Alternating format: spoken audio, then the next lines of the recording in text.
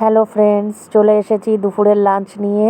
দেখো আজকে দুপুরে কি দিয়ে ভাত খেলাম সবাই দেখো। প্রথমেই নিয়ে নিয়েছি চাল কুমড়ো চিংড়ি মাছ দিয়ে।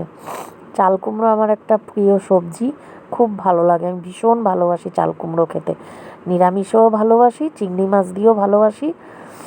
আমার চাল কুমড়োটা ভীষণ ফেভারেট। তোমাদের কার কার প্রিয় চাল কুমড়ো কমেন্ট করে জানিও। চাল কুমড়ো খাওয়ার পরে আমি ভাত দিয়ে পটল পোস্ত বানিয়েছি, সেই পটল পোস্ত খেয়ে নিচ্ছি। পটল পোস্তও আমার খুব ভালো লাগে।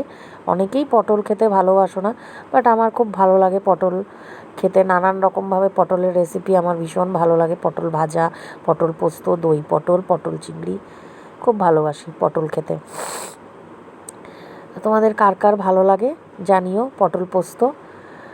আর তারপরে নিয়ে নিয়েছি আমি কাতলা মাছের মাথা, আলু দিয়ে কষা কষা করেছিলাম। বেশ বড় সাইজের মাথা ছিল, প্রচুর তেল ঠেল বেরিয়েছে।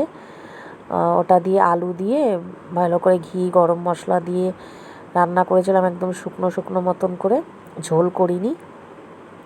খুব ভালো হয়েছিল খেতে। তা এইটা আমার খুব ভালো লাগে মাছের মাথা খেতে। তা এই মাছের মাথা দিয়ে এই রেসিপিটা দিয়ে ভাত খেলাম, খুব ভালো হয়েছিল খেতে।